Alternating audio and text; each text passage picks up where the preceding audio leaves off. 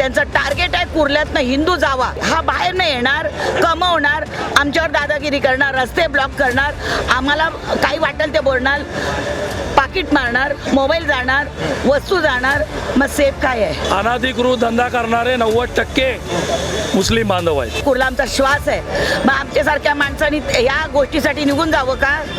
नाही जाणार आम्ही जाणार नाही. आम्ही हे आंदोलन करणार, आम्ही त्याचा निषेध करणार, ज्या प्रशासनाचा करणार, वॉर्ड ऑफिसरचा करणार, पोलीस स्टेशनचा करणार, आणि आम्ही जोपर्यंत आमचा आंदोलन यशस्वी होत नाही तोपर्यंत आम्ही हा लढा सगळी मिळून देणार. तुम्ही किती नोटीस द्या, अटक करा, काही करा, आता हलणारच नाही, काही होऊ दे. गेल्या वेळी जे आंदोलन केलं होतं ते झालं, आता परत आंदोलन करण्याची परिस्थिती कशाला आली? परत तेच आहे ना. थोडे दिवस सगळं व्यवस्थित झालं, रस्ता झाला मोकळा, सगळं झालं. आत्ता आम्ही 8-10 दिवसापासून बघतोय तेच आहे. पूर्ण रस्त्यावरती सगळे फेरीवाले आलेले आहेत. मार्केटमध्ये आपण तुमच्या माध्यमातून आपण सर्वे केला होता. काल मी आमची मीटिंग झाल्यानंतर तिथून निघाले होते. मार्केटमधून येते, अक्षरशः मार्केटमध्ये त्यांनी आतमध्ये गेटच्या आत पूर्ण धंदे लावलेले आहेत. पूर्ण रस्त्या त्या कडेनं आमचा फुटपाथ आहे तिथं पूर्ण धंदे लावलेले आहेत. जेव्हा मुलांची शाळा सुटते त्यावेळेला एकीकडनं ती रिक्षा येण्याचं आणि ते एकीकडनं पब्लिक जाण्या येण्याचं आणि मुलं येणार. किती सुरक्षित आहे शाळा, किती मुलं सुरक्षित आहे. आई वडील, आम्ही आजी आहे, मुलांना घेऊन जाताना आम्हाला अक्षर नाकात दम येतो की बाबा रस्ता सोडा, मुलांना सेफली, आम्ही घर जवळ आहे, शाळा, पण आम्ही सेफ नाही आहे ना यायला. असा रस्ता जर असेल, असा जर असेल तर आम्ही कितीपर्यंत सुरक्षित आहे? मग आम्ही प्रत्येक वेळेला आम्ही पोलीस स्टेशनला आणि BMCला सांगायचं का आमची नातवंड आहेत किंवा आमची काही जणांची मुलं आहेत आणि आम्हाला सेफ काय आहे? त्या ठिकाणी ना एखादं पोलीसवाले थांबत ना BMC थांबत, नुसती BMCची गाडी उभी, त्याच्यातनं काही त्याच्यातनं सुरक्षा नसते, काही नसते, फक्त दाखवायला असते. त्यांची माणसं पण असतात, पण ही फेरीवाले जुमानत नाहीत, ते कुर्लेकर नाहीत, ते बाहेरनं आलेले आहेत आणि बाहेरनं येऊन इथं धंदा करणार. आमच्यावर शिरजोरी. मी काल एकाला दम दिला, मच्छी मार्केटच्या गेटला आजही धंदा लागतोय. काल त्याला म्हटलं तू कसा लावतोयस? मी ते लोक टाळा मारायला आले होते BMCचे, ते बोलते तुम्ही त्यांना सांगा. मग ह्यांच्याकडे अधिकार नाही का टाळा लावताना की तुम्ही का इथं लावलाय धंदा? दोन्ही गेट चालू, मग हे चुकीचं आहे ना.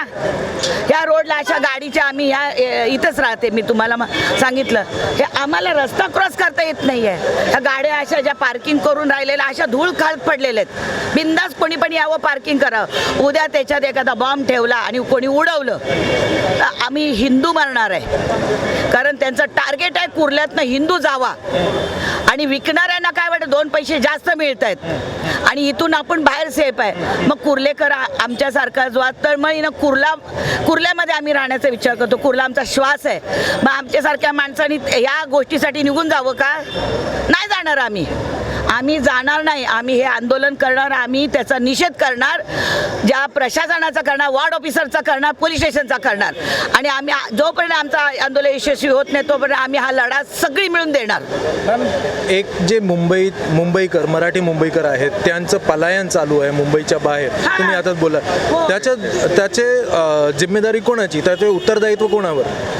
जिम्मेदारी म्हणजे आपण बघा, आम्ही खूप अगदी म्हणतात ना, प्रत्येकाने असं ठरवलं पाहिजे की आपण नाही जायचं. पण हा वाढता जो इथं कुर्ल्यामध्ये आलेला आहे व्यापाराच्या दृष्टिकोनातनं, कुर्लेकर नाहीत, जुना कुर्लेकर त्याच्यामध्ये नाही, हा बाहेर नाही येणार, कमवणार, आमच्यावर दादागिरी करणार, रस्ते ब्लॉक करणार, आम्हाला काही वाटेल ते बोलणार, पाकिट मारणार, मोबाईल जाणार, वस्तू जाणार, मग सेफ काय आहे? परवा स्टेशन रोडला मी गेले, 2 पोलीस 2 दुकानात होते, मोबाईल गेले होते. म्हणजे चोऱ्याचं प्रमाण इतकं वाढलेलं आहे. ह्या दृष्टिकोनातून काही मुलं चोऱ्या करत असतात, काही मुलं अशीच रस्त्यावर येऊन धंदा करणार, त्यांना भाडं लागत नाही, त्यांना काही करायची गरज आणि पैसे गमून निघून जाणार. मग ज्यांची दुकान आहेत खरी त्यांचं काय? बाहेर हे लोक उभारणार दुकानवाल्यांचं काय, सगळ्यांना धंदा आज आमच्या माता भगिनी ज्या महिला आहेत, ज्या स्वतः पोळी भाजी करतात, ज्या धंदा लावत आहेत, त्या सुद्धा ह्यामुळे वंचित झालेल्या आहेत. माझ्याकडे सगळ्या महिला कंप्लेंट घेऊन येत आहेत. मी म्हटलं जरा थांबा, कसं आहे सगळ्यांना जर आपण सांगतो तर त्यांना पण म्हटलं जरा थोडे दिवस काढा, जेव्हा शासनातर्फे आपल्याला जेव्हा जागा तुम्हाला दिली जाईल त्यावेळेला तुम्ही बसा. म्हणजे इकडचे जे मराठी माणूस आहेत, मराठी तो महिला बरडला आहेत, गेलाय ना, तो पण बरडला गेला ना. जो चांगला आहे, व्यवस्थित आहे, तो नियमात बसून काम करतोय. त्यांचं अख्खं एकेकांचा संसार त्या बिझनेसवरती आहे, त्या धंद्यावरती आहे, पोळी भाजी करतात. एक जण मला तर बोलली अशामुळं आम्ही आत्महत्या करू का. म्हटलं बाई तू आत्महत्या करू नको, तुझं कुटुंब तुझ्यावरती आहे, थोडे दिवस थांबा, कारण आपल्याला काहीतरी मार्ग काढायचा आहे. पण हे बाहेर व्हायला आम्ही अजिबात थांबून देणार नाही. गेल्या वेळी तुम्हाला आंदोलन करावं लागलं होतं, ते थोडंसं उग्र प्रकारचं आंदोलन होता. त्याच्यानंतरही त्याच्यापेक्षा उग्र होणार आहे. मला हे विचारायचं होतं, त्याच्यानंतरही प्रशासनाने काहीही दखल घेतली नाही. दिवस सगळं चांगलं झालं, थोडे दिवस चांगलं झालं, रस्ते मोकळे झाले. किती जणांना फीडबॅक पण दिला की तुम्ही लोकांनी, म्हटलं मी एकटी नाही, आपला पूर्ण कुर्ला आहे, कुर्ल्यातले प्रत्येक नागरिक ह्याच्यात उतरलेला आहे. सगळ्यांनी मिळून आपण जे केलं ते चांगलं केलेलं आहे. पण परत जर थोडे दिवस फक्त दाखवून शो आणि परत ये रे माझ्या मागल्या असं चालणार नाही. आता जोपर्यंत सगळं व्यवस्थित होत नाही तोपर्यंत आम्ही कोणी हटणार नाही. आणि आज आम्ही इथं बसणार, अजिबात कोणी उठणार नाही. मग नोटीस दिलेली आहे, जमाबंदी नसायला पाहिजे. ऐकणार नाही ना आम्ही ऐकणार नाही ना. तुम्ही किती नोटीस द्या, अटक करा, काही करा, आता हलणारच नाही. काही होऊ दे, आम्ही ठिग्या मांडणार, इथं बसून राहणार, अजिबात हलणार नाही. नको आम्हाला. हा, ते प्रत्येक वेळी तेच त्यांचं ऐकून आता कंटाळा आलेला आहे. आता रिझल्ट पाहिजे, तो पण आम्ही इथनं हलणारच नाही.